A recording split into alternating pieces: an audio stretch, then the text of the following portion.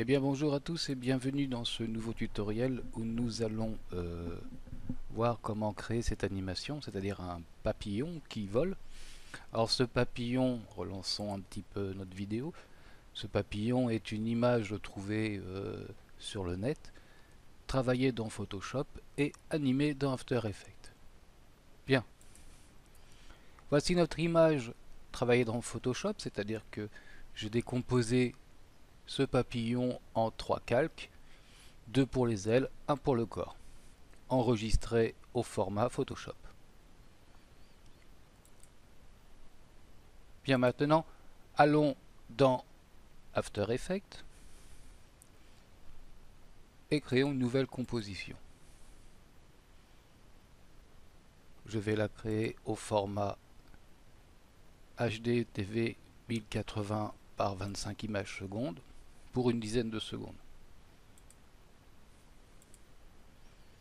Ok, je mets un arrière-plan gris clair, c'est plus sympa pour voir ce qu'on fait puisque le corps de notre papillon est assez sombre. Bien, maintenant nous allons importer notre fichier.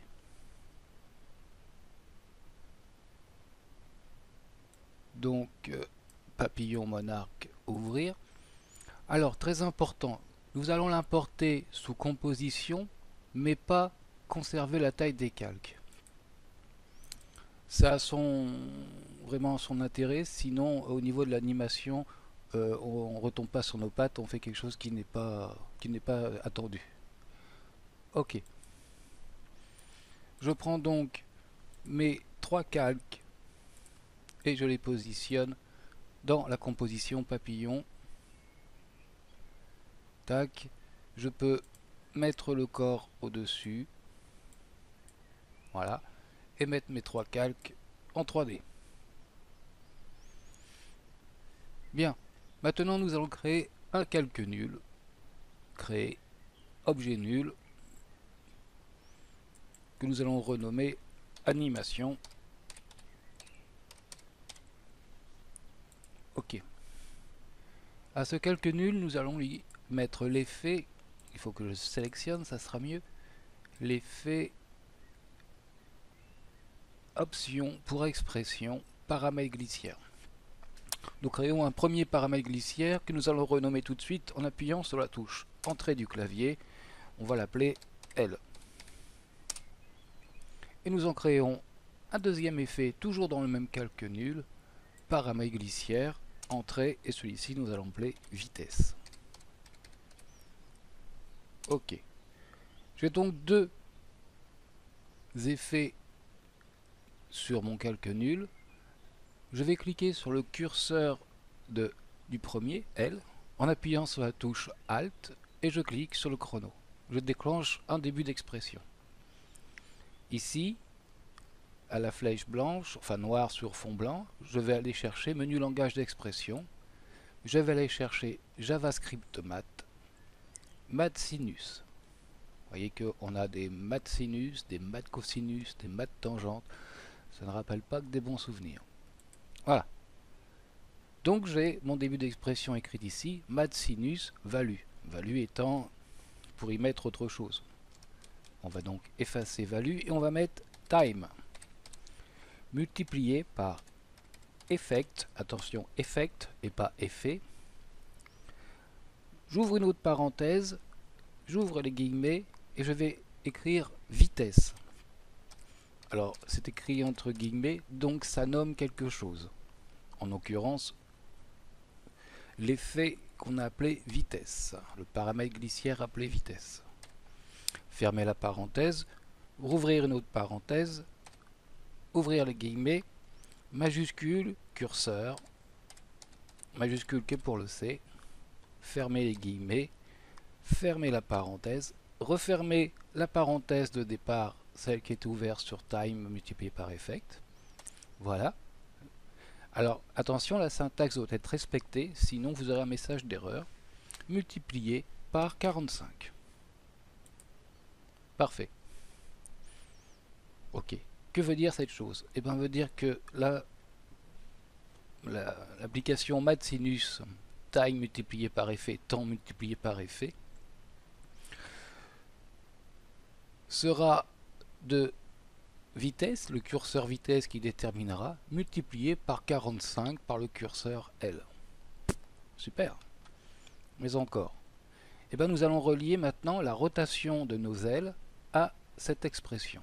Donc je clique sur la première aile, la droite, j'appuie sur R, je repère rotation Y, j'appuie sur Alt, je clique sur le chronomètre de rotation Y, je prends le zigouigoui et je vais dans curseur. Ok, je peux refermer et faire la même chose sur l'aile gauche. R, rotation Y, Alt, clique sur le chrono, direction curseur.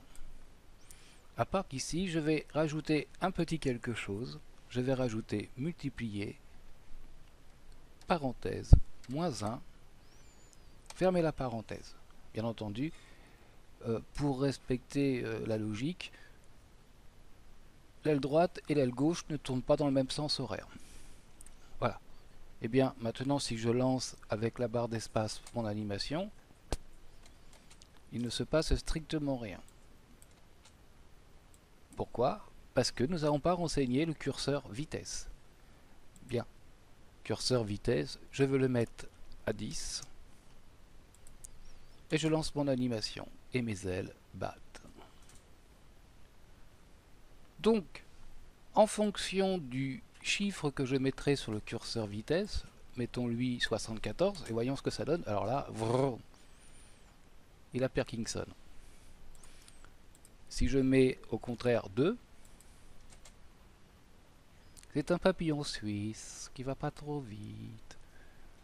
Donc on va repartir sur nos 10.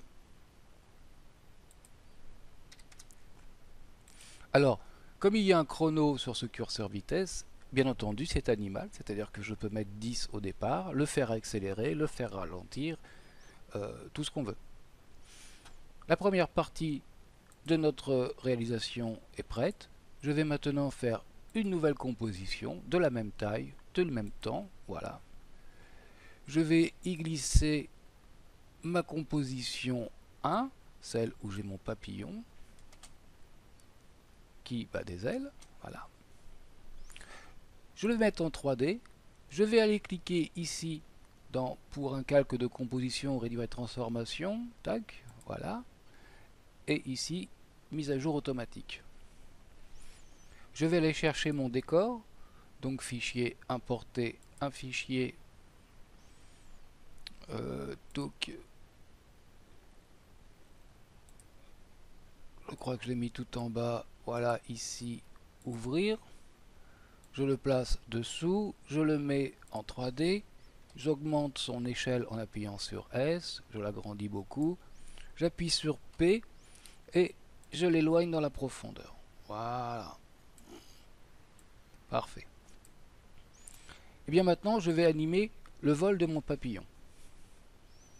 Donc pour commencer, je vais appuyer sur P, me mettre au départ et dire tiens, mon papillon au départ, il n'est pas dans mon champ.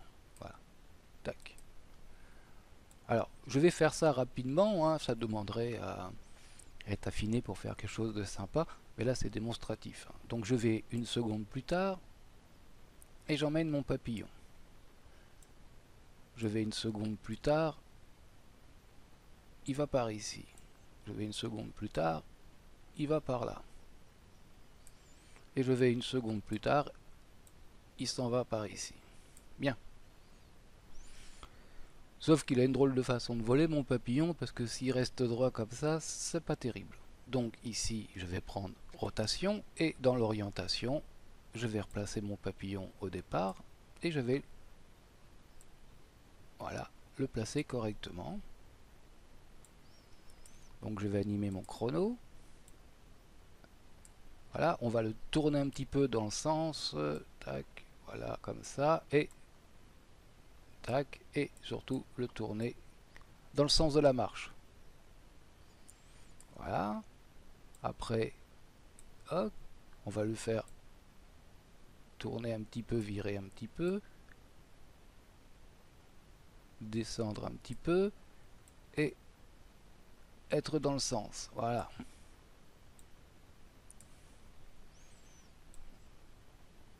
Là on va faire comme si monter un petit peu, le tourner dans le sens de la marche et le faire pencher un petit peu comme ça, voilà. Alors hop hop hop hop hop, ici, oui, dans le sens de la marche, c'est mieux. Voilà. Oui, on peut le tourner un petit peu déjà. Voilà, comme si monter un petit peu. Là, il faut qu'il tourne dans le bon sens. Voilà. Voilà. On va dire que c'est pas mal comme ça. Toc, on fait un point. On va pas y passer, donc vous avez compris le principe. Voilà mon papillon.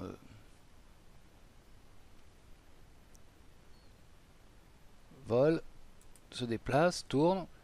Maintenant, dernier petit point à régler, l'échelle. Donc quand il va être ici, mon papillon, oui, on va dire que l'échelle est bonne. Il vient un peu plus près, on va agrandir un tout petit peu l'échelle comme s'il se rapprochait de nous. À partir de ce moment-là, il commence à s'éloigner de plus en plus. Encore plus. Encore plus. Voilà, pour presque disparaître à notre vue.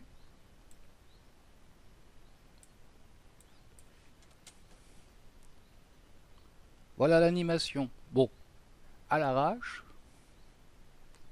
Mais voilà l'animation. Ici, c'est pareil.